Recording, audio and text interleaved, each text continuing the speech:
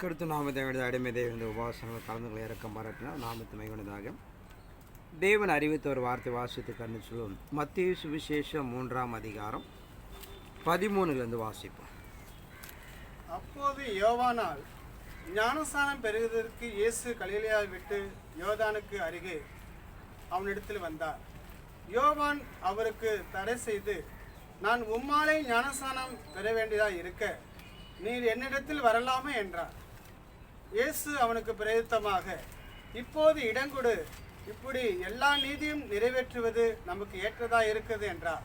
அப்போது யோவானால் ஞானஸ்நானம் பெறுவதற்கு இயேசு கலிலேயை விட்டு யோர்தானுக்கு அருகே வந்தார். யோவான் அவருக்கு தடை செய்து, நான் உம்மாலே ஞானஸ்நானம் பெற இருக்க நீ என்னிடத்தில் வரலாமா என்றான். இயேசு அவனுக்கு பிரயுத்தமாக, இப்போது இடங்கொடு, இப்படி எல்லா நீதியும் நிறைவேற்றுவது நமக்கும் ஏற்றதாக இருக்கிறது. அல்ல, இறை சமூகம் சொல்லப்படுகிற நீதி என்பது தேவனுடைய வார்த்தையை செய்வதுதான் நீதி. நம்மளாம் நீதிமான்கள் என்று சொல்லுகிற அந்த வார்த்தைக்கும் ஒரு வார்த்தை நம் கை கொள்ளப்படும் போது நம்மெல்லாம் நீதிமான் என்று சொல்லப்படுகிறது. இப்படி வேதத்தில் எழுதப்பட்ட பிரகாரம் தீர்மானிக்கப்பட்ட பிரகாரம் லூக்காவில் பார்க்கிறோம். ஞானஸ்நானம் என்பதும் யோவானால் அறிமுகப்படுத்துகிற விஷயங்கள். மனம் திரும்புவது ஏற்ற ஞானஸ்நானத்தை கொடுங்க என்று சொல்லி மனிதன் செய்கிற 3ஆம் 4ஆம் தலைமுறை பாவங்களும் நம்முடைய கர்ம பாவம் மன்னிக்கப்படுவதற்காக ஞானஸ்நானம் என்பதை யோவான் ஸ்நானகன் அறிமுகப்படுத்தினான் என்று பார்க்கிறோம். இயேசு கிறிஸ்து தேவகுமாரனாக இருந்தாலும் அவரும் ஒரு பெண்ணின் வயிற்றில் பிறந்ததினாலே கடைசி காலத்தில் காணப்படுகிற எந்த ஒரு மனிதனும் தேவசாயில் அடைந்து கொள்ளப்பட வேண்டும், நம்ம அறிந்து கொள்ளப்பட வேண்டும். ஏன் ஞானஸ்நானம் என்பது அறிமுகப்படுத்துன்னு பார்த்தீங்கன்னா, ஒவ்வொரு காலத்திலும் வித்தியாசம் இருக்கிறது. நீங்கள் ஆதான் காலத்தில் ஞானஸ்நானம் என்பது கிடையாது, மோசேயுடைய பிரமாண நாட்களையும் கிடையாது. புதிய ஏற்பாடு காலத்தில் அறிமுகப்படுத்துகிறார்கள். அதற்கு காரணம், நாம் தெய்வ திட்டத்தை நிறைவேற்றி கொடுத்து தேவசாயில் நாம் மாற வேண்டும் என்பதனால இப்படிப்பட்ட உடன்படிக்கை நடைமுறைப்படுத்துகிறார். அதன் அடிப்படைக்குள்ளாக வருகிறார்கள். அப்போ என்ன பார்க்க, தேவகுமான இயேசு கிறிஸ்து இதில் நம்ம நிறைய கற்றுக்கொள்ளப்பட வேண்டும். கொஞ்சம் படிச்சிருந்தா அல்லது ஒரு 10-20 வருஷம் விசுவாசம் இருந்தால் நம்மளை தான் கனப்படுத்தணும்னு நினைப்போம். ஆனால் இயேசுடைய அந்த நினைவை பாருங்கள், அவர் போய் மிந்து கொள்ளுகிறார். இங்கே சொல்லுகிற நீதி செய்வதற்கு ஒருவருக்குள்ள முந்தி கொள்ளப்பட வேண்டும். நம்முடைய உயர்ந்தவர்கள், படித்தவர்கள், பட்டதாரிகள், வேலையில் இருக்கிறோம், ஒரு அப்படிலாம் எண்ணக்கூடாது. நீதி என்பது கர்த்தருடைய வார்த்தை. அந்த வார்த்தை செய்வதற்கு ஒருத்தவத்தை முந்தி கொள்ளப்பட வேண்டும் என்று இதிலிருந்து நாம் அறிந்து கொள்ளப்படும். தேவகுமாரனாக இருந்தாலும் நமக்கு எப்படி ஒரு முன்மாதிரி கடந்து போகிறார் பாருங்கள். ஒருவருக்குள்ள முந்தி கொண்டார்கள் என்று பார்க்கிறோம். ஆனால் நீதி என்பது ஏதோ நாம் புதுசாக செய்கிற விஷயம் இல்லை. நாட்களில் எல்லோரும் நீதி நடைமுறைக்கு நம்ம கஷ்டப்படுறோம். குடும்பத்தில் இருக்கிறோம், நம்ம இல்லாமல் இருக்க, வறுமையில் பல காரணம் சொல்லுகிறோம். வேதத்தில் நிறைய மனிதர்கள் நீதி நடைமுறைப்படுத்தியிருக்கிறார்கள். ஒரு 2 மனிதரை பார்ப்போம். மத்திய சுவிசேஷம் 1ஆம் அதிகாரம் 18-19 வாசிப்போம். இயேசு கிறிஸ்துவுடைய ஜனனத்தின் விவரமாவது, அவருடைய தாயாகிய மரியாள் யோசேப்புக்கு நியமிக்கப்பட்டிருக்கையில் அவர்கள் கூடி வரும் முன்னே அவள் பரிசுத்த ஆவியினாலே கர்ப்பவதி ஆனாள் என்று காணப்பட்டது. அவள் புருஷனாகிய யோசேப்பு நீதிமானாய் இருந்து அவளை அவமானப்படுத்த மனதில்லாமல் ரகசியமாய் அவளை தள்ளிவிட யோசனை. இயேசு கிறிஸ்துடைய பிறப்பின் நாளின் மத்தியில் மரியாளுக்கு அப்படியாக யோசேப்பை நியமிக்கப்பட்டாச்சு. ஏன்னா திருமணம் எல்லாம் பார்க்கிறோம். திருமணம் என்பது பார்ப்பார், இரு வீட்டாரும் பிடித்திருந்த ஒரு நிச்சயதார்த்தம் பண்ணிக்குவாங்க. ஒரு காலத்து திட்டம் பண்ணி திருமணம் செய்து கொள்வார்கள். அதன் அடிப்படையில் யோசேப்புக்கு மரியாதை நியமித்தாச்சு. கொஞ்சம் காலம் கடந்து பண்ணி திருமணம் வாழ்க்கை ஒப்பந்தம் பண்ணி அவர்கள் குழந்தை பாய்க்கத்தை கடந்து போகும்போது அவள் கன்சிவாக இருக்கிறான், கர்ப்பவதியாக இருக்கிறான்.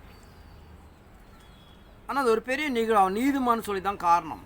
தாண்டிய ஒரு மனைவி வாழ்க்கையில் எவ்வளோதோ கனவு கண்டிருப்பான். இது நாளுக்கு வெளியில் தெரிஞ்சு போனால் தன் மனைவி கர்ப்பவதியாக இருக்க தெரிந்தால் எவ்வளோ பேர் அவமானங்கள், எவ்வளோ நிந்தை, இவ்வளோ சூழ்நிலை இருந்தும் அவனுடைய நீதிமதி தான் முக்கியம். அவளை அவமானப்படுத்த விரும்பாமல் ரகசியமாக அவளை வேண்டாம் என்று தள்ளிவிடலாம் என்று அவன் எண்ணினான். அன்று இரவு தெய்வத்தூதர் கலந்து வந்து, நீ ஐயப்படாதே, மரியாள் மேலே இருக்கிற குழந்தை ஒரு பரிசுத்த ஆவினால் உற்பத்தியாக இருக்கும். அது தேவகுமார் என்று சொல்லுகிறான். தான் நீதிமானுக்கு ஒரு பெரிய அவமானங்கள் வரக்கூடிய நிலை இருந்தாலும் எதிரியை தான் அவமானப்படுத்தாமல் தன்னை காத்து கொள்கிற விஷயங்கள்.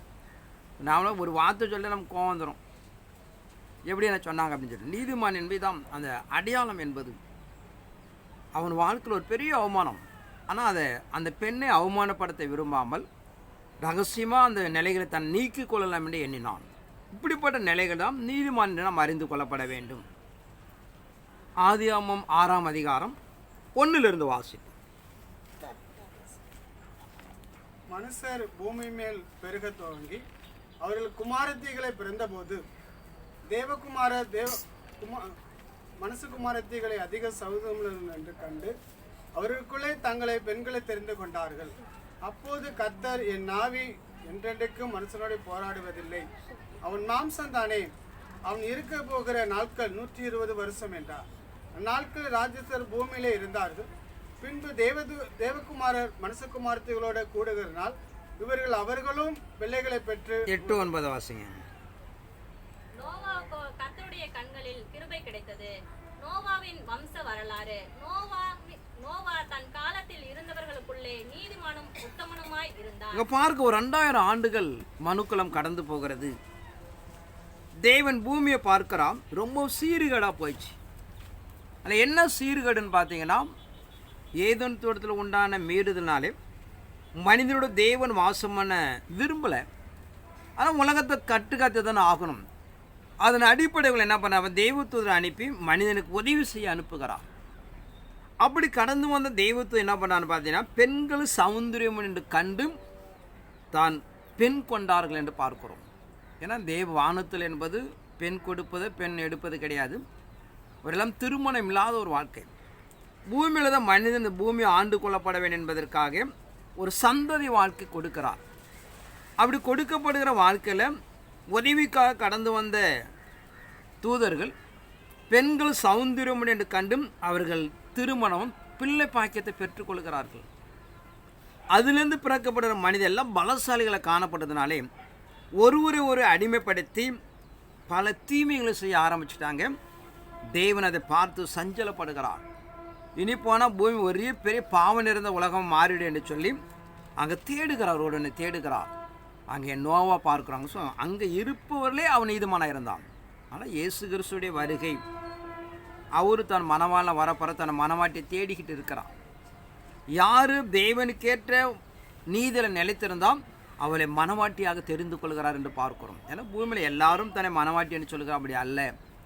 இறைமார்க்கு ஒவ்வொரு காலத்தில் ஒரு துவக்கம், ஒரு முடிவு உண்டாகும் போது தேவன் ஒருவனை தெரிந்து கொள்கிறார்.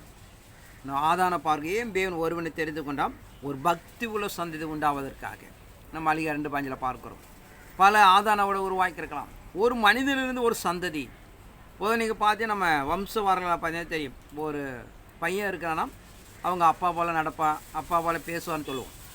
தேவனுக்குள்ளாக இருந்த எல்லா ஞானம் அறிவும் ஆதானுக்குள்ளாக வந்து ஆதானிலிருந்து யாவால் இவர்கள் பிறக்கப்பட்ட பிள்ளைகள் தன் பிள்ளைகளுக்கு வர வேண்டும் என்பதற்காக தேவன் ஒருவனை தெரிந்து கொண்டார் என்று பார்க்கிறோம். அதன் அடிப்படைகளால் ஒவ்வொரு காலகட்டத்துக்குள்ளாக பூமியெல்லாம் சீர்கேடாக போயிடுச்சு. மீண்டும் மனிதனை புதுப்பிக்கப்படும் என்பதற்காக அங்கே தேடுகிறார். அது ஒரே ஒரு நீதிமான் நோவா கிடைக்கிறான். அவனை தெரிந்து கொள்கிறார் என்பதை நான் பார்க்கிறோம். லூக்கா 1ஆம் அதிகாரம் 5-6 வாசிப்போம்.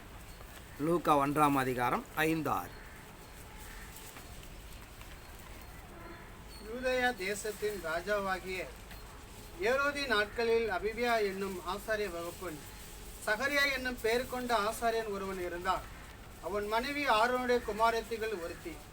அவள் பேர் எலிசபெத்து. அவர்கள் இருவரும் கர்த்தரிடத்தில் சகல கற்பனையின்படியும் நியமங்களின்படியும் குற்றமற்றவர்களாய் நடந்து தேவனுக்கு முன்பாக நீதி உள்ளலாய் இருந்தார்கள். யூதேயா தேசத்தில் ராஜாவாகிய ஏரோது நாட்களிலே அபியா என்னும் ஆசாரிய வகுப்பில் சகரி என பெயர் கொண்ட ஒரு ஆசாரியன் இருந்தான். அவன் மனைவி ஆரோனுடைய குமாரத்திகள் ஒருத்தி. அவள் பேர் எலிசபெத்தும். அவர் இருவரும் கர்த்தரிடமாக சகல கற்பனைப்படியையும் நியாயமின்படியும் குற்றமற்ற தேவனுக்கு முன்பாக நீதி உள்ளவர்களாக இருந்தார்கள். ஆனால் நாம் ஏதோ நீதி என்பது இப்போதான் கடவுள் எதிர்பார்ப்பதல்ல. ஆதி காலம் முதற்கொண்டு தேவனை எதிர்பார்த்த ஒரு விஷயங்கள் நடந்தார்கள், இருந்தார்கள். இங்கே பார்க்குற ஒரு நீதிமானாக இருக்கிறான், அவன் ஒரு குழந்தை இல்லாமல் இருக்கிறது. பொதுவாக பார்த்தீங்கன்னா நீதிமானுக்கும் எல்லாம் நன்மைக்கு ஏதோ நடத்துகிறான். நம்மளோட வாழ்க்கையில் ஏதோ குறைவு, நீதிமானாக இருக்கிறீங்க, உங்களோட வாழ்க்கையில் உங்களுக்கு தான் தெரியும். நமக்கு ஒரு குறைவு ஏதோ இருக்கிறதுனா ஏதோ பின் ஒரு பெரிய காரியம் செய்ய போகிறேன்ற அர்த்தம் புரிந்து கொள்ளணும். இதுலேருந்து பார்த்தீங்கன்னா அவன் நீதிமானாக இருக்கிறான், அவனுக்கு ஒரு குழந்தை இல்லை. கர்த்தர் கடந்து வந்து அவனுக்கு ஒரு குழந்தை கொடுத்து தன் தூதனை அனுப்பி அங்கே சொல்லப்படுகிறார், ஒரு உற்பத்தி ஒரு காலகட்டத்தில் ஒரு குமாரனை பெறுவாய், அவனை யோவான் சான் என்று பெயரிடும், கிறிஸ்துக்கு வழியை ஆயத்தப்படுத்துவதான வருவான் என்று சொல்லி. ஒரு நீதிமான இருந்து வாழ்க்கையில் ஒரு குறைவு இருக்குன்னா பின்பு ஒரு பெரிய காரியத்தை நடைமுறைப்படுத்த போகிறார். ஒரு பண பற்றாக்குறையோட இருக்கலாம், ஏதோ எந்த ஒரு நிகழ்வு ஒரு நீதிமானுக்கு இருக்கிறதோ பின்பு ஒரு பெரிய தெய்வ திட்டம் இருக்கணும்னு அறிந்து கொள்ளப்பட வேண்டும். ஏன்னா நம்ம எல்லாரும் யோசிக்கணும், நம்ம உண்மையுத்தமாக இருக்கிறோம், சில விஷயங்கள் நம்ம வந்து மாறல, கடவுள் செவி கொடுக்கல, உதவி நினைப்போம், ஒரு பெரிய திட்டம் இருக்கும். அது பின் நாட்களில் அந்த காரியங்களை விளங்க செய்வார். நீங்கள் நீதிமானம் இருந்தால் அப்படி தான், நீதிமானம் இல்லாத போய் எதிர்பார்க்க முடியாது. ஒரு நீதிமானம் இருந்து ஒரு குறைவு இருந்தால் இது தேவன் நட்பிற்காக ஒரு பெரிய திட்டத்தை வைத்திருக்கின்ற அர்த்தம். இப்படிப்பட்ட நீதம் நிறையா இருக்கிறார்கள், நம்ம எல்லாரும் இப்போ சொல்ல முடியாது. ஆனால் இறைமாருக்கு நடைமுறைப்படுத்துகிற பிரகாரம் நீங்கள் நீதிமான்கள் இருந்தால் தேவன் தாண்டிய ஒரு தெய்வ திட்டத்துக்கு எடுத்துக்கொள்கிறார். நீங்கள் நீதிமானம் இருந்தால் ஒரு குறிப்பிட்ட காலத்தை நீங்கள் ஆசிரியர்களோட சந்ததியாக கர்த்தர் உயர்த்துகிறார். நாம் நீதிமானம் இருந்தால் எல்லாமே அங்கே பார்த்து எல்லாருமே நீதிமான்கள் தான். அதனால தான் இயேசு கிறிஸ்து அங்கே பிறக்க ஒரு மனிதனை தெரிந்து கொள்கிறார் என்று பார்க்கிறோம். ஆனால் நீதிமானங்களை இருந்தால் இந்த பூமிக்குரிய வாழ்க்கையில் ஒரு இது திட்டம் வைத்திருப்பார். நமக்கு நியமிக்கப்பட்ட காலம் இருக்கிறது. நீதி குறித்து நாம் கொஞ்சம் பேசுவோம். ஆதியாகமம் 15ஆம் அதிகாரம் 1 வாசிப்போம். இந்த காரியங்கள் நடந்த பின்பு கர்த்தருடைய வார்த்தை ஆபிரகாமுக்கு தரிசனத்தில் உண்டாகி, அவர், ஆபிரகாமே, நீ பயப்படாதே, நான் உனக்கு கேடகம், உனக்கு மகா பெரிய பலனுமாயிருக்கிறேன் என்றார். அதற்கு ஆபிரகாம், கர்த்தராகிய ஆண்டவரே, அடியனுக்கு என்ன தருவீர்? நான் பிள்ளையில்லாமல் இருக்கிறேனே, தமஸ்கூரானாகிய இந்த எலியேசர் என் வீட்டு விசாரணை கர்த்தனாய் இருக்கிறானே என்றார். பின்னும் ஆபிரகாம், தேவரீர் எனக்கு புத்திர சந்தானம் அருளவில்லை, இதோ என் வீட்டிலே பிறந்த பிள்ளை எனக்கு சுதந்திரவாளியே இருக்கிறான் என்றார். அப்போது கர்த்தருடைய வார்த்தை அவனுக்கு உண்டாகி, இவன் உனக்கு சுதந்திரவாளி அல்ல, உன் கற்ப பிறப்பாய் இருப்பவனே உனக்கு சுதந்திரவாளியே இருப்பான் என்று சொல்லி அவர் அவனை வெளியே அழைத்து, நீ வானத்தை அண்ணாந்து பார், நட்சத்திரங்களை எண்ண கூடுமானால் அவைகளை எண்ணும் என்று சொல்லி பின்பு அவனை நோக்கி, உன் சந்ததி இவ்வண்ணமாய் இருக்கும் என்றார். அவன் கர்த்தரை விசுவாசித்தான், அதை அவர் அவனுக்கு நீதியாக எண்ணினார். பழைய ஏற்பாடு காலத்தில் பார்க்கிறோம், நீதி என்றால் என்ன? ஆபிரகாம் ரொம்ப விடாய்ந்து போயிருக்கிறார், கடவுளை அவனை சந்திக்கிறார். அப்போ சொல்லுகிறான், எனக்கு ஒரு புத்திர சந்தானம் இல்லாமல் இருக்கிறது, என் சொத்துக்கெல்லாம் அதிபதி இல்லை என்று சொல்லி இப்போ வீட்டில் ஒரு வளர்ப்பு பிள்ளை போல் வளர்க்குறான். அது அல்ல அப்படின்னு நான் வெளியே அழைத்துட்டு வந்து வானத்தில் இருக்கிற நட்சத்திரங்களையும் காமிக்கிறான், இவனவன் அவனுடைய சந்ததி பெருகும் என்று. அதை அவன் விசுவாசித்தான், அது அவன் நீதியாக எண்ணப்பட்டது. இப்போ நீதி என்பது பார்த்திங்கன்னா இதில் பெரிய சம்பவம் என்னன்னு பார்த்தீங்கன்னா, நம்ப முடியாமல் ஒரு விஷயம், நம்பக்கூடிய ஒரு விஷயம் இல்லை. இப்போ ஒருத்தர் உடம்பு சரியில்லை, போய் ஜாப் பண்ணுறோம், ஒரு ஆய்வில் ஏவுதல் உண்டாகுது, நான் சுகம் கொடுப்பேன், இது ஒரு பெரிய விஷயம் கிடையாது. கடவுள் கொடுப்பேன்னு நம்பலாம். ரொம்ப கோமாசத்தில் இன்றைக்கி நாளைக்கு சாவுற நிலையில் இருக்கிறாங்க, நீங்கள் போய் ஜாப் பண்ணுறீங்க, கடவுள் சொல்கிறான் சுகம் கொடுப்பேன்னு, அங்கே நம்பணும். நீதி என்பது தான் விஷயம். ஒரு சின்ன காரியத்தை சொல்வது எல்லாம் நம்பிடுவோம், ஒரு சின்ன காரியம் ஜாப் பண்ணிட்டு கடத்த சுகம் தைரியமாக சொல்லிட்டு வருவோம். ஆனால் முடியாமல் ஒரு நாளைக்கே நீங்கள் சாக போகிற ஆத்மா போய் ஜாப் பண்ணுறோம், அப்போ தைரியமாக சொல்லணும், கர்த்தர் சொன்னார் செய்வார் சொல்லி. இப்படிப்பட்ட அந்த நீதி என்பது எங்கே விளங்க செய்கிற நம்ப முடியாத ஒரு விஷயங்கள், அது தேவன் சொல்லும் போது அப்போ நம்புகிற ஒரு வாழ்க்கை தான் நீதி.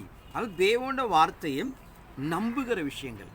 அந்த கால சூழ்நிலை பார்த்தலாம் ஏற்றுக்கொள்ள முடியாது, ஆனால் கடவுள் சொல்லுகிறார், அந்த வார்த்தை நாம் கேட்டு நாம் நம்பும் போதுதான் அது நீதிமான் என்று இறைமார்க்கம் சொல்கிறது. யாக்கோபு 2ஆம் அதிகாரம் 21ஆம் வசனத்தை வாசிப்போம். யாக்கோபு புஸ்தகம் 2ஆம் அதிகாரம் 21.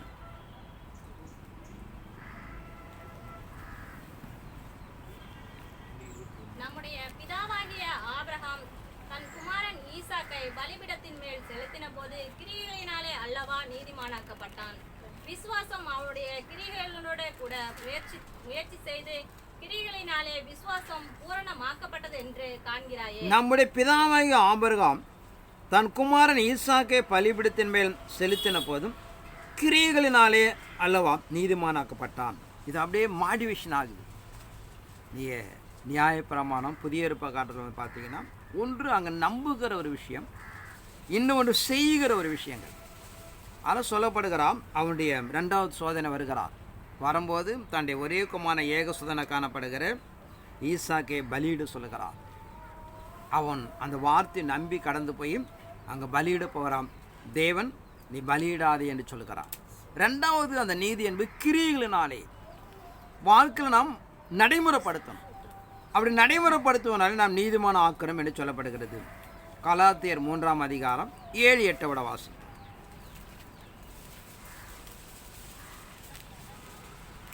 தேவனுடைய பலத்த சத்துவத்தால் எனக்கு அளிக்கப்பட்ட வரமாகிய அவருடைய கிருபையினாலே இந்த சுவிசேஷத்துக்கு ஊழியக்காரனானேன். கலாத்தியர் 3ஆம் அதிகாரம் 7-8. ஆகையால் விசுவாச மார்க்கத்தார்கள் எவர்களோ அவர்களே ஆபிரகாமின் பிள்ளைகள் என்று அறிவீர்களாக.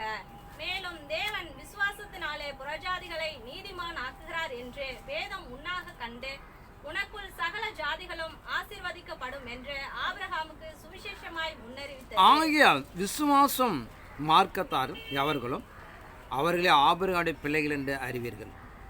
மேலும் தேவன் விசுவாசத்திலே புறஜாதிகளை நீதிமான ஆக்கினார் என்றும் வேதம் முன்னதாக கண்டு உனக்குள்ள சகல ஜாதிகளும் ஆசீர்வதிக்கப்படும் என்று சொல்லுகிறார். ஆபிரகாம் வாக்கு கொடுத்தது கலாத்தியருக்கு நினைப்பு மூட்டுகிறார்.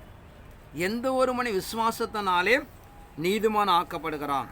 எல்லாம் சொல்ல ஆபிரகாம் வாக்கு கொடுக்கிறான், பூமியில் இருக்க எல்லா ஜாதிகளும் உனக்குள்ளாக ஆசீர்வதிக்கப்படும் சொல்லி. ஆனால் புறஜாதிகளை காணப்பட நமக்கும் அது சொந்தம், அது சுதந்திரம் என்றும் அங்கே நடைமுறைப்படுத்துவதை பார்க்கிறோம். அதனால் முதலாவது தேவனுடைய வார்த்தை, அந்த வார்த்தையை நம்ப வேண்டும். வாழ்க்கையில் அதை நடைமுறைப்படுத்த முடியாமல் இருக்கலாம், செய்ய முடியுமா என்று நினைக்கலாம், இது நடக்குமா என்று நினைக்கலாம். அப்படிப்பட்ட காரியத்தை தேவன் சொன்னார் என்று நாம் விசுவாசிக்கப்படும் போதும் அது நீதிமான் என்று சொல்கிறது. 2வது கை கொள்ளப்பட வேண்டும். எசேக்கியேல் 18ஆம் அதிகாரம் 5 வாசி.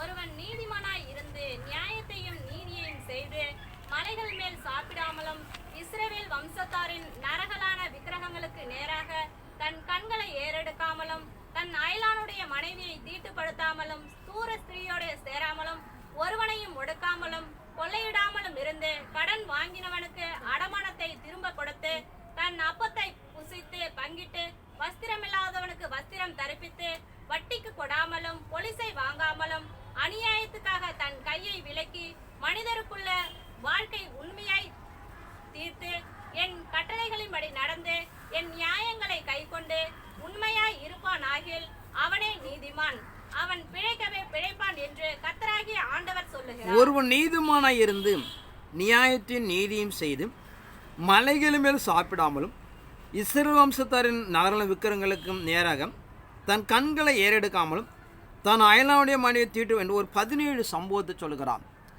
இப்படிப்பட்ட காரியத்தை எவன் செய்கிறானோ அவன் நீதிமான். இது நியாயபரமான காலம். மனசாட்சி காலத்தில் பார்க்கிறோம், தேவன் சொல்லப்பட்ட வார்த்தையும் நம்புதலுக்கு நம்பக்கூடியதாக இருந்தாலும் அது எந்த ஒருவன் நம்புகிறானோ அது நீதி. நியாயபரமான மோசனால் கொடுக்கப்பட்ட காலத்தில் இங்கே சொல்லப்பட்ட வசனத்தை வாழ்க்கையில் கை கொள்ளப்பட வேண்டும். அப்படி கை கொள்ள பொய் சொல்லக்கூடாது, திருடக்கூடாது, பிறனுடைய போல இச்சை, இப்படி இந்த வார்த்தைகளை கை கொள்ளுகிறவன் தான் இங்கே நீதிமான் என்று சொல்லப்படுறதாக பார்க்கிறோம். கலாத்தியர் 2ஆம் அதிகாரம் 16 20 வரைக்கும் வாசிப்போம்.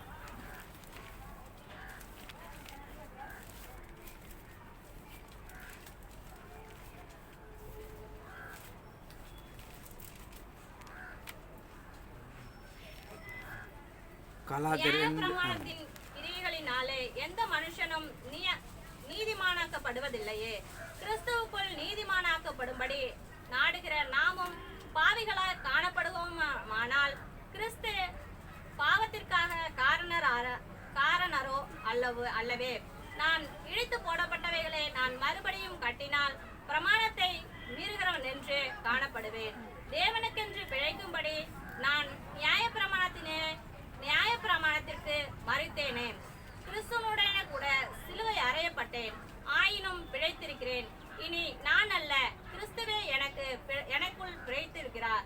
நான் இப்பொழுது மாம்சத்தில் பிழைத்திருக்கிறதோ, என்னில் அன்பு கூர்ந்து எனக்காக தம்மை தாமே ஒப்பு கொடுத்த தேவனுடைய குமாரனை பற்றும் விசுவாசத்தினாலே நியாயப்பிரமாணப்படி கிரியைகளினாலே எந்த மனுஷன் நீதிமானாக்கப்படுவதில்லை. நீங்கள் பார்க்கணும், பழைய ஏற்பாடு காலத்தில் தேவனுடைய வார்த்தையை நீங்கள் விசுவாசித்தான் நீதிமான். இங்கே சொல்கிறான் நியாயப்பிரமாணத்தில் கை கொள்ளப்பட வேண்டும். சொல்லப்பட வார்த்தையை கிறிஸ்துவின் மத்தியில் வார்த்தைகளை கை கொள்ளப்படும் போதுதான் நாம் நீதிமான். இது ரெண்டாவது கேட்டகரி. மூன்றாவதாக பார்க்கிறார். மூன்றாவது பார்த்தீங்கன்னா ஒரு நீதிமான் சொன்னால் இன்றைய காலத்தில் காணப்பட நம்மெல்லாம் நீதிமான் பார்த்தீங்கன்னா நாம் சரீரத்தில் அச்சு அடையாளமாக தரித்து கொள்ளப்பட வேண்டும். இதனை புரிந்து ஒன்று விசுவாசித்தால், ரெண்டாவது கை கொள்ளணும், மூன்றாவது அச்சு அடையாளமாக தரித்து கொள்ளப்பட வேண்டும். வாசிப்போம். பிலிப்பியர் 1ஆம் அதிகாரம் 21ஆம் வசனம். கிறிஸ்து எனக்கு ஜீவன், சாவு எனக்கு ஆதாயம். இங்கே சொல்லப்படுகிற அப்போஸ் பவுல் சொல்லுகிறான், கிறிஸ்து எனக்கு ஜீவன், சாவு எனக்கு ஆதாயம். அதான் மூன்றாவது கேட்டகரி. நீங்கள் கை கொள்வதால் நாம் அணிந்து கொள்ளப்பட வேண்டும். உங்களை பார்த்தா நீதிமான்னு சொல்லணும். முதலாவது பார்த்தீங்கன்னா நீங்கள் அந்த வார்த்தையை விசுவாசிப்பது, ரெண்டாவது அந்த வார்த்தைக்கு உடன்பட்டு இருப்பது, மூன்றாவது அடையாளமாக இருக்கப்பட வேண்டும். ஆனால் கடைசி காலத்தில் காணப்படுற மனவாட்டி அல்ல இயேசு கிறிஸ்து வருகை யார் எதிர்பார்க்கிறார்களோ உங்களை பார்த்தா ஒரு கிறிஸ்துவன்னு சொல்லணும். அடையாளங்களாக இருக்கப்பட வேண்டும். அப்படி காணப்பட்டாதான் கடைசி கால மனவாட்டியாக நீங்கள் மாற முடியும். இயேசுடைய வரிகளை நாம் எதிர்கொண்டு போக முடியும். ஆனால் இந்த காலத்து புரிந்து கொள்ளப்பட வேண்டும். மனசாட்சி காலத்தில் கர்த்தர் சொல்ல வார்த்தையை நீங்கள் நம்பினா போதும் நீதிமான். நியாயப்பிரமாண காலத்தில் மோசே காலத்தில் தேவனுடைய வார்த்தையை கை கொள்வதற்கு தகுதியாக இருந்தால் போதுமானது. ஆனால் கடைசி காலம் என்பது அதற்கு அச்சு அடையாளமாக இருக்கப்பட வேண்டும். உங்களை பார்த்தா அவங்க பொய் சொல்ல மாட்டாங்க, உங்களை பார்த்தா தவறு, அப்படி ஒரு அடையாளம் கூட இருக்கும். அப்படிப்பட்ட வாழ்க்கை தான் மூன்றாவது நிலையில் அது நீதிமான் என்று சொல்கிறது. ஏன்னா நீ காலத்தில் பிரித்தவங்களுக்கு புரியும். மனசாட்சி காலத்தில் பார்த்தீங்கன்னா அங்கே ஞானசாலம் ஒன்றும் கிடையாது. பிதாய தேவனே ஒரு நாமத்தை அறிந்திருந்தால் போதும். நியாயப்பிரமாண காலத்தில் பார்த்தீங்கன்னா சத்தியத்தில் 10 கட்டளைகள் மாதிரி கொடு பிரமாணம் நீங்கள் கை கொண்டா போதும். ஆனால் கடைசி காலம் என்பது அடையாளமாக இருக்கப்பட வேண்டும். எல்லாம் பிரித்து வச்சுருப்பார் ஒவ்வொரு விஷயங்களும். கடைசி காலம் ஞானசாரம் நீங்கள் பெற்று ஆக வேண்டும். இப்படி நிலைகள் பார்த்தா அந்த காலத்தை புரிஞ்சாதான் சத்தியம் என்னென்ன மனிதனுக்கு விளங்கும். காலத்தை புரியலாம் ஒன்றுமே புரியாது. ஞானசானம் எடுத்தானா எடுக்கலன்னா அவ்வளோ புரியாது. கடைசி காலத்தை நிலை பார்த்தீங்கன்னா நாம் தேவ சாயலாக மாற வேண்டும். அவர் இருக்கிறவனமா நீங்கள் இருந்தால் தான் தேவனை நாம் தரிசிக்க முடியும். அவர் இருக்கிறவன் தன்னை உருவாக்கிக்கொண்ட கடவுளை வருகை நாம் எதிர்கொள்ள முடியும். அதனால் மூன்றாவது காணப்படுற காலத்துடைய பிரதானம் என்னென்னு பார்த்தீங்கன்னா நாம் தேவ சாயலாக மாற்றப்பட வேண்டும். கலாத்தியர் 6ஆம் அதிகாரம் 17ஆம் வசனத்தை வாசிப்போம். இனிமேலும் ஒருவனும் எனக்கு வருத்தம் உண்டாக்க இருப்பதாக கர்த்தராகிய இயேசு கிறிஸ்துவினுடைய அச்சய அடையாளங்களை நான் என் சரீரத்திலே தரித்து கொண்டிருக்கிறேன். இனிமேல் ஒருவனும் எனக்கு வருத்தம் உண்டாவத இருப்பானாக கர்த்தராகிய இயேசு கிறிஸ்துடைய அச்ச அடையாளங்களை என் சரீரத்தில் தரித்து கொண்டிருக்கிறேன். ஆனால் மூன்றாவதாக இறைமார்க்க நடைமுறைப்படுத்த நீதி என்பது கிறிஸ்துவோடைய அடிசோடுகளாக இருக்கப்பட வேண்டும். அவர் வாயில் வஞ்சனை காணப்படும் சொல்கிறது. எனில் குற்றம் கொண்டு யார் உங்களால் சொல்ல முடியும் என்று கேட்கிறார். ஆனால் மூன்றாவது நாம் தேவனுடைய நாட்களை எதிர்கொண்டிருக்கிற உங்களுடைய நிலைகள் தேவனுடைய சாயலாக மாறப்பட வேண்டும். அப்படி மாறினா தான் நாம் மனவாட்டி. அப்படி மாறினா தேவனுடைய வரிகளை எதிர்கொண்டு போக முடியும்.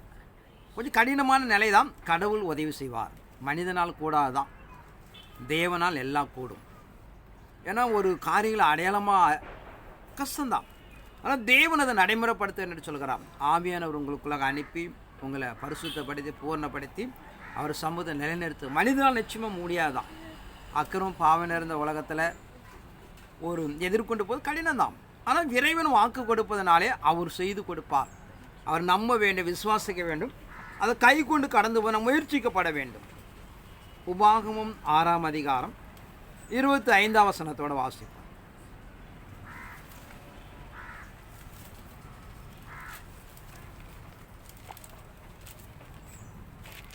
நம்முடைய தேவனாகிய கர்த்தர் நமக்கு கட்டளையிட்டபடியே நாம் அவர் சமூகத்தில் இந்த எல்லா கட்டளைகளின்படியும் செய்ய சாவதானமாய் இருந்தால் நமக்கு நீதியாய் இருக்கும் என்று சொல்வாயாக. நம்முடைய தேவனாய் கர்த்தர் நம்ம கட்டளையிட்டபடியெல்லாம் அவர் சமூகத்தில் இந்த எல்லா கட்டளையின்படி செய்யும் சாவதானமாக இருந்தால் நமக்கு நீதியாக இருக்கும். ஆனால் நீதி என்பது எதை சொல்லுகிறார்? ஒரு எல்லா வசனங்களும் நீங்கள் ஒன்றை விட்டுட்டாலும் நாம் குறைவுள்ளவர்கள் தான். ஒரு லிமிட் வச்சுருப்பாங்க. ஒரு பிள்ளைங்க இப்போ +2 வரையும் படிக்கிறான்னு 35 மார்க் வச்சுருப்பாங்க, ஒரு லிமிட். இப்படி இறை மார்க்கு எதிர்பார்க்கிற கடைசி காலம் என்பது ஒரு பூர்ண தத்துவம். மத்தேயு 5ஆம் அதிகாரம் 48ஆம் வசனத்தை வாசிப்போம். பரலோகத்தில் இருக்கிற பிதா பூர்ண சர்க்குலா இருக்குது போல பூர்ணா இருக்க கடவுள். பரலோகத்தில் இருக்கிற பிதா பூர்ண சர்க்குனா இருப்பது போல நீங்கள் ஆகப்பட வேண்டும். ஆனால் இறைமார்க்கம் கடைசி காலத்தில் காணப்படுகிற நாலு தேவனை பார்க்க முடியல. வெளிப்பதி 21 பார்க்கிறோம். 21ஆம் அதிகாரம் 2-3 வாசிப்போம். யோவானாகிய நான் புதிய எருசலேமாகிய பரிசுத்த நகரத்தை தேவனிடத்தில் நின்று பரலோகத்தை விட்டு இறங்கி வர கண்டேன். அது தன் புருஷனுக்காக அலங்கரிக்கப்பட்ட மணவாட்டை போல ஆயத்தமாக்கப்பட்டிருந்தது. மேலும் பரலோகத்திலிருந்து உண்டான ஒரு பெரும் சத்தத்தை கேட்டேன். அது, இதோ மனுஷர்களிடத்திலே தேவனுடைய வாசஸ்தலம் இருக்கிறது, அவர்களிடத்திலே அவர் வாசமாய் இருப்பார். பார்க்கிற இரண்டாவதாக நாம் அடைய போகிற இந்த ஆவிக்கிற வாழ்க்கை மனுஷிடத்தில் தேவனுடைய வாசஸ்தலம் இருந்தது. எவ்வளதோ போராடுகிறோம், முயற்சிக்கிற கடவுளை பார்க்க முடியல. ஆனால் ரெண்டாவதாக அடைய போகிற ஆவிக்கிற வாழ்க்கை தேவனுடைய வாசஸ்தலம் மனிதத்தில் இருக்கிறது. இப்போ தேவன் மனிதத்தில் வாசம் பண்ணப்பட வேண்டாம், அதற்கேற்ற ஒரு சாயல் இருக்கப்பட வேண்டும். அப்படி இருந்தால் தான் நீங்கள் அதை அடைய முடியும். அதனால தான் இவ்வளோ ஒரு பெரிய பரிசுத்தத்தை எதிர்பார்க்கிறான். மனசாட்சி காலத்திலிருந்து நியாயப்பிரமாண காலத்தில் ஒரு வேறு பிரிக்கப்பட்ட வாழ்க்கை என்பது நாம் தேவ சாயலாக மாற வேண்டும். அப்படி மாறினாதான் தேவனுக்கு நமக்கு ஒரு தொடர்பு இருக்கும். அந்த காலத்தில் புரிஞ்சுக்கணும். உங்களுக்கு ஒன்றுமே புரியாது. பரிசுத்தனா என்னன்னே தெரியாது மனுக்குலத்துக்கு. நாம் அடைய போகிற ஆவிக்கிற வாழ்க்கை ரெண்டாவது வாழ்க்கை என்பது தேவனுடைய வாசஸ்தலம் நமக்குள்ளாக இருக்கிறது. இப்போ கடவுள் வாசம் பண்ண அதற்கேற்ற ஒரு மகிமை, அதற்கேற்ற ஒரு வாழ்க்கை, ஒரு பரிசுத்தம், பாவம் இல்லாமல் ஒரு வாழ்க்கையை தேவன் எதிர்பார்ப்பதனாலே இப்படி ஒரு வாழ்க்கை என்பது நாம் அறிந்து கொள்ளப்பட வேண்டும். வெளிப்படுத்த அதை 21ஆம் அதிகாரம் 7-9 வரைக்கும் வாசிப்போம். ஜெயம் கொள்கிறவன் எல்லாவற்றையும் சுதந்தரித்துக் கொள்ளுவான். நான் அவன் தேவனாய் இருப்பேன், அவன் என் குமாரனாய் இருப்பான். பயப்படுகிறவர்களும் அவிசுவாசிகளும் அருவருப்பானவர்களும் கொலை பாதகரும் விபச்சாரக்காரரும் இங்க பார்க்கிறோம். இறை சமூகத்துக்குள்ளாக தேவ சன்னிதானம் நமக்கு நடைமுறைப்படுத்த பிரகாரம் நாம் எதிர்கொண்டு போகப்பட வேண்டும். பயப்படக்கூடாது. நடக்குமா, நடத்த முடியுமா அப்படின்னு இழந்து போயிடுவீங்க. இப்போ இறைமார்க்கம் எதிர்பார்க்க தேவனால் கூடும். தொடர்ந்து இன்னொரு அதே வெளிப்பட 19ஆம் அதிகாரம் 7-9 வரைக்கும் வாசிப்போம். நாம் சந்தோஷப்பட்டு களி கூர்ந்து அவருக்கு துதி செலுத்த கடவோம். ஆட்டுக்குட்டியானுடைய கல்யாணம் வந்தது, அவருடைய மனைவி தன்னை ஆயத்தம் பண்ணினாள் என்று சொல்ல கேட்டேன். சுத்தமும் பிரகாசமான மெல்லிய வஸ்திரம் தரித்து கொள்ளும்படி அவளுக்கு அளிக்கப்பட்டது. அந்த மெல்லிய வஸ்திரம் பரிசுத்தவான்களுடைய நீதிகளே. நாம் சந்தோஷப்பட்டு களி கூர்ந்து அவருக்கு துதி செலுத்த கடவும். ஆட்டுக்குட்டியோட கல்யாணம் வந்தது, அவருடைய மனைவி தன்னை ஆயத்தம் என்று சொல்ல கேட்டேன். சுத்தமும் பிரகாசமான மெல்லிய வஸ்திரம் தரித்திருந்தால் அது பரிசுத்தவானுடைய நீதி என்று பார்க்கிறோம். தேவனுடைய நாட்களை எதிர்கொண்டு போக ஒரு வஸ்திரம், கல்யாண வஸ்திரம், அவர் மனவாள வரவா தன் மனவாட்டி ஆயத்தப்படுத்தப்பட வேண்டும். இதெல்லாம் சாதாரண புரியும். ஒரு திருமணத்துக்கு போட்டிங்கன்னா அங்கே இருக்கிற எல்லாம் வந்திருக்கிற பெண்களை விட மனவாட்டிக்குன்னு ஒரு வெண் வஸ்திரம், எல்லாரும் வேறு பிரிக்கப்பட்ட ஒரு வஸ்திரம் தரித்திருப்பார்கள். மனவாளம் எடுத்துக்கணும் அப்படி தான். அதெல்லாம் உலகம் எதிர்பார்க்கிற சாதாரண ஒரு காரியத்துக்கு கூட ஒரு மனவாட்டிங்கிறது அடையாளம் பார்க்கப்பட வேண்டும். அநேக அணிகலங்களை அணிந்து நல்ல பலப்பார்ப்பான ஒரு வஸ்திரங்கள் என்னென்னலாம் மேக்கப் போட்டுட்டு வந்து நிற்கும். ஏன்னா தன் மனவாட்டி என்பது எல்லாற்றும் வேறு பிரிக்கப்பட வேண்டும். அதாவது கிறிஸ்துவ வாழ்க்கையில் நான் மனவாட்டி ஏசு சந்திகமாக ஒரு இந்த பூமிக்குள்ள ஒரு வாழ்க்கை வேறு பிரிக்கப்பட வேண்டும். இந்த பூமியில் இருக்க எல்லா மனிதர்களை விட ஒரு வேறு பிரிக்கப்பட்ட வாழ்க்கை, பரிசுத்த, நீதி, உத்தமம், அதெல்லாம் சொல்லலாம். ஒரு அச்சு அடையாளம் தரித்து கொள்ளப்பட வேண்டும். அப்படிப்பட்ட வாழ்க்கை தான் கடைசி காலத்தில் நீதிமான் என்று சொல்கிறது. ஏன்னா நாம் மனசாட்சி காலத்தில் கர்த்தருடைய வார்த்தை விசுவாசித்தா போதும் நீதிமான். நியாயப்பிரமாண காலத்தில் கர்த்தர் வார்த்தையை கை கொண்டா போதும் நீதிமான். ஆனால் கடைசி காலத்தில் நாம் அச்சு அடையாளமாக தரித்திருக்கப்பட வேண்டும். ஒரு மனிதனை பார்த்து தன்னை மனவாட்டி சொல்லத்தக்க ஒரு சாயல் இருக்கப்பட வேண்டும். இதெல்லாம் நம்ம அறிந்து கொண்டால் தான் நம்ம தெய்வத்தை நாம் எதிர்கொண்டு போக முடியும். இல்லைன்னா கிறிஸ்தவத்துக்கு ஒரு என்னன்னு தெரியாமல் போயிடும். நீங்கள் அப்படி தான் போய் கொண்டு இருக்கிறது. ஆனால் இறைமார்க்கு நம்ம 1 பேதுரு 1ஆம் அதிகாரம் 15-16 வாசிப்போம். 1 பேதுரு 1:15-16. உங்களை அழைத்தவர் பரிசுத்தராய் இருக்கிறது போல நீங்களும் உங்கள் நடக்கைகள் எல்லாவற்றிலும் பரிசுத்தராய் இருங்கள். நான் பரிசுத்தர், ஆகையால் நீங்களும் பரிசுத்தராய் இருங்கள் என்று உங்கள் அழைத்தவர் பரிசுத்தராய் இருக்கிறது போல நீங்கள் உங்கள் நடக்கைகள் எல்லாவற்றிலும் உங்களை அழைத்தவர் பரிசுத்தர், நீங்களும் பரிசுத்தராக இருங்கள். ஆனால் இறைமார்க்க நம்ம எதிர்பார்க்கிற, நீங்கள் தொழுது கொள்கிற எதிர்பார்க்கிற வரப்போகிற தேவன் ஒரு பெரிய பரிசுத்தர். எந்த ஒரு மண்ணானாலும் வெளுக்க முடியாமல் ஒரு நிகழ்வு என்று சொல்கிறது. ஏக சக்கரவர்த்தி என்று சொல்கிறது. யாரும் வாசமான நித்திய வழியில் வாசம் பண்ணுகிற தேவன்.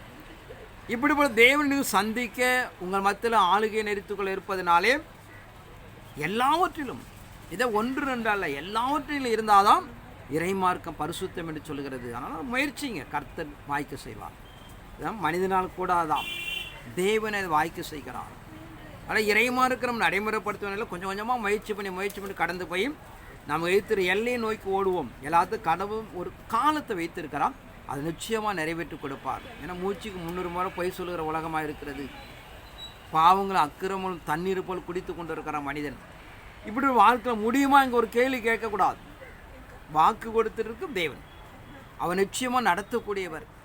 அவர் வார்த்தை நம்பி நாம் எதிர்கொள்ளப்படும் போதும் அவர் சொன்ன பிரகாரம் நாம் செய்து கொடுக்க முடியும். ஆனால் நீதி என்பது கடைசி காலத்தில் காணப்படுகிற ஒரு அடையாளமான ஒரு வாழ்க்கை, ஒரு மனவாட்டி ஒரு வாழ்க்கை என்று சொல்றதுனாலே உங்களை ஆயத்தப்படுத்திக் கொள்ளும்படியாக தேவன் நாமத்தை கேட்டுக்கொண்டு கர்த்தர் வார்த்தை ஆசீர்வதிப்பாராக. ஆமென்.